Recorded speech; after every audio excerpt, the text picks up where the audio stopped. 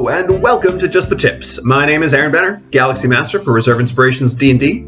In today's episode of Just the Tips, I will be talking about getting started as a game master, both in person at a table or virtually online. And keep in mind, these videos are compiled from our experiences and opinions, which may differ significantly from your own. So, let's talk about getting started as a game master. First, it is important to note, though it can be very rewarding, GMing is generally a thankless job.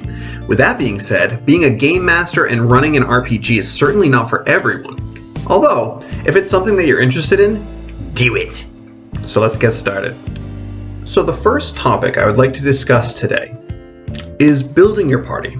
First, you need to find a group of players, start a text thread with everyone to gauge interest, maybe discuss the genre or theme you'd like your campaign to be based on, and then once they have all of this information, let them decide if it's a game that they're interested in being part of. If you decide to tell a sci-fi story, but you have one player who really isn't interested in sci-fi, kindly tell them, hey, maybe this isn't the game for you. Sit this one out and jump into the next one. Remember, you can't please everyone. The next topic I would like to discuss is scheduling your sessions. Once you've drummed up interest, you have to agree on a time to get together to play. One of the most difficult things about running an RPG for your friends is scheduling. Life is different for everyone, and it can be very tough scheduling sessions around work, school, significant others, hobbies, and much more, but try to find a common time that works for everyone. If there's that one person's schedule that continuously keeps everyone from getting together, it might be time to have a conversation with that player. Just letting them know, hey, I really want to run this campaign, and your schedule doesn't seem to fit with the rest of the group. Maybe you could just sit this one out and join the next game? The next subject I wanted to talk about are hot button topics. There are some subjects that make people feel uncomfortable, and those subjects differ for everyone. But since you're running a role-playing game and pretty much everything is improvisational, anything can be said or done.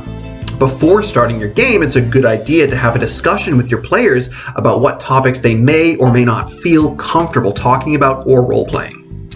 So the next topic I'd like to discuss is around keeping your players' interest in the game. So everyone has different likes and interests, but one thing you can do to keep everyone's interest in your game is by asking your players their favorite movies, books, comics, shows, video games, etc. And whenever it makes sense in your story, use references and imagery from those works.